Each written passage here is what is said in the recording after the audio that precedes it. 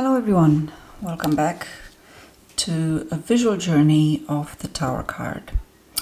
So in this video I am focusing on the Tower card because it is my birthday year card for the coming year, starting in December when my birthday is. And its energy will be throughout 2026 for me until December of 2026. Now, I have done also a blog post on the Tower the last time that it came through. I've had the Tower as my birthday year card a couple of times before. I'm going to touch upon that one of those times in particular as I go through. But I'll link the blog post in the description box below if any of you would like to read a little bit about that. I will touch upon most of what I've written in there as best as I can as we go through. So what I've got here is I'm starting my visual journey with the Tower from the Jean-Pierre Payen Marseille type deck. And I think I've pulled about 30 different Tower cards, gone through my collection and chosen some that I wanted to share as I talk about the Tower and enjoy my cup of tea. So,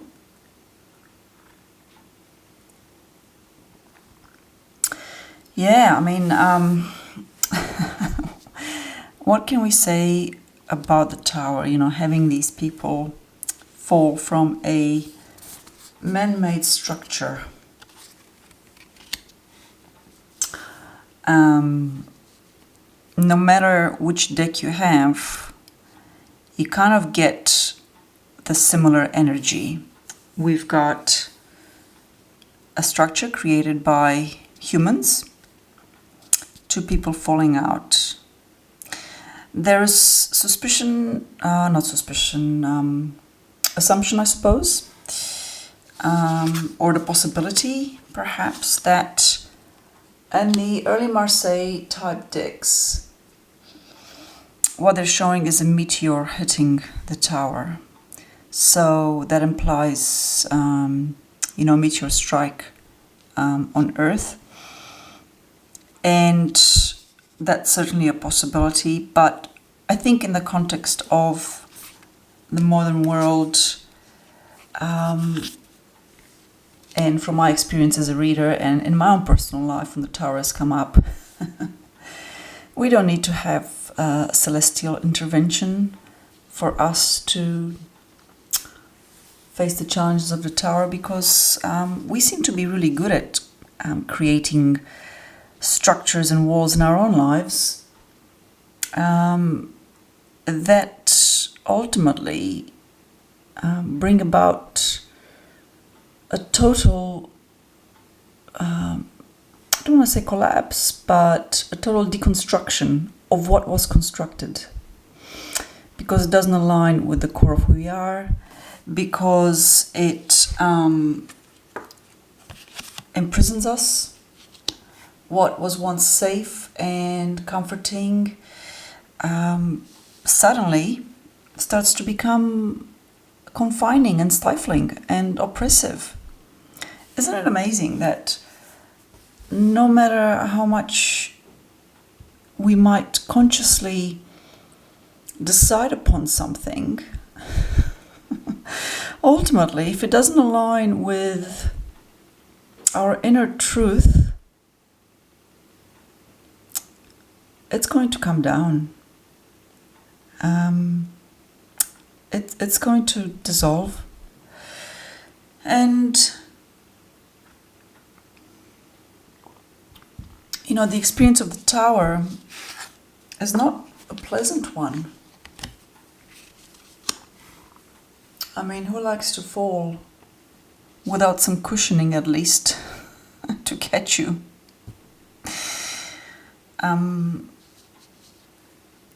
But, how many people, for example, had the Tower represent a confining and oppressive marriage?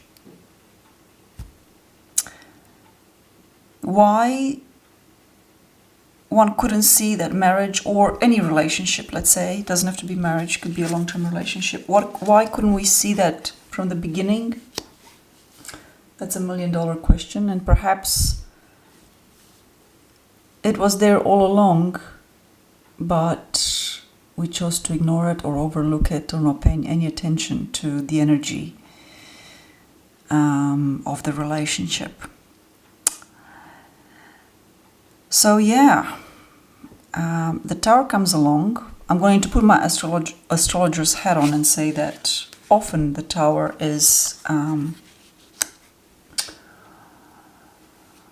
brought about by significant astrological transits, in particular involving Uranus.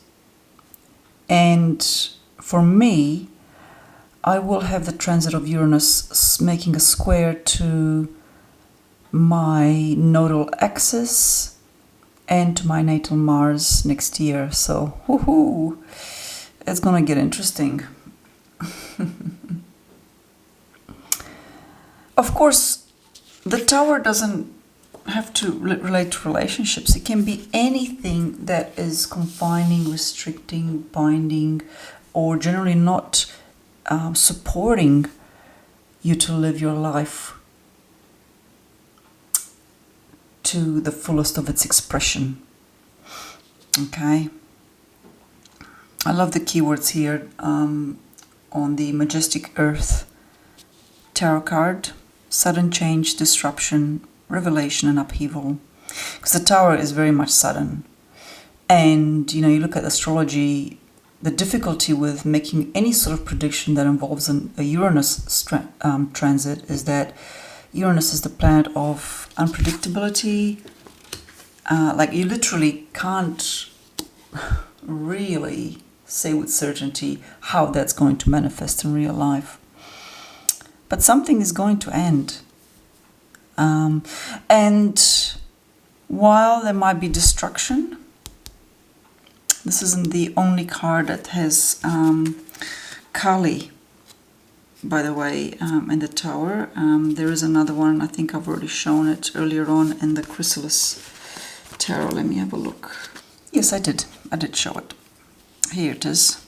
So we've got the goddess Kali represented in two different decks. This is the Chrysalis and this is the Dark Goddess. Where was I? While it's seen as an act of destruction, you can look at it from the perspective that people really don't like change. We humans are adverse to change. At the same time, it can be incredibly liberating to have this weight, like here literally it's the weight of a house on somebody's back burning down. This is the Somnia Tarot. Yes, very liberating to have this burn away, have it dissolve, have it collapse, have it just, there's no more pretending. Another way that this comes about very commonly is through work, jobs and careers. So the Tower could be somebody getting fired without any notification or warning or anything like that. It comes out of the blue. Or perhaps the internal struggle becomes so great that at some point the person decides, this is exacting a too high a price from me, from my health, my mental health, my physical health, my spiritual health overall. And they walk in one day and they pack up, they leave, and they never return. They hand in their notice and to hell with the rest. Okay. I love this. This is from the Fae Tarot, all the little bricks, coming apart from this tower, freeing the little Fae. It's so lovely. I think actually that collectively we are very much in a Tower moment. At the moment, we are very much in a Tower moment collectively and have been for some time, and it might very well last for some more time. If you think about the complexity of all the structures and the systems that have been built across the world in many nations and globally. And there are systems that don't work for everyone. They only work for, I would say, a minor fraction of the population in terms of wealth distribution, in terms of equality. You know, they are being dismantled. And you can look at that in horror. And we see we can see the negative effects of that as well. Or you can look to that and find a way that you can support alternative systems that support the everyday person, the craftspeople, the independent farmers, the artists, your local communities. I love this card, this Tower card from the Pocket Goddess Tarot. The artist has chosen to title it Oppression. And in the Pocket Goddess, we've got different major cards associated with different deities from across the world. And perhaps the reason I love it is that I'm based in Australia, and this is a story from Aboriginal culture. So they called the tower Oppression, and the goddess is the Wawalak. Now I'm just going to read the quick blurb about this because I think it's beautiful. During the dream time, the Australian Aboriginal sister goddesses, the Wawalak, were swallowed whole by Yurlungur, the great rainbow serpent. Oppressed by darkness in the belly of the serpent, the Wawalak wept until they were reborn from Yurlungur back into the light. So there's a message in there about grieving, the act of weeping so much for what is lost, and ultimately how that grieving and sorrow brings about healing and a calm after destruction. So in many cards we see the tower as a tree hit by lightning, and in particular I see that as a freeing or as a rejuvenating force, because being based here in Australia, lightning and fire, when trees catch fire, many types of plants and trees require fire. They actually need fire to propagate their seeds. It's absolutely incredible. And without the fire, that would not happen. So we see all these cards where we've got a burning oak or some type of tree that a lightning strikes and it sparks this fire. And it presents the other side of the story, I think. Like, yes, fire is destruction, but fire is also rejuvenation. Fire is purification. How many rituals do you do, or do you see in stories and myths where fire is required for purification? And you light a candle, you light your fire, and often you burn something in it. You give it away to the fire to purify. So the tower isn't all pain and sorrow and destruction, although very often when it comes, it can very much be so. I'm not downplaying that. The tower in a reading can be very unpleasant, but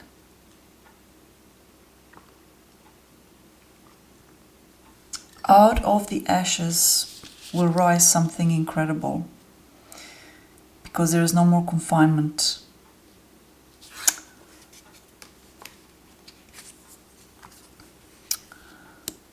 Someone also mentioned a long time ago that tower also can represent falling in love, because you're falling in the tower when it shows two people falling. I like that.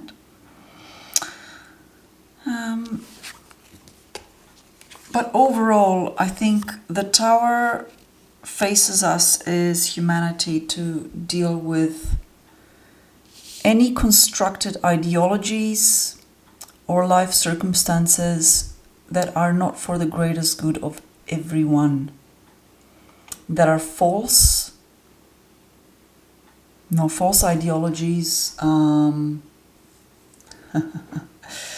definitely seem to be a part of our history, and even at present.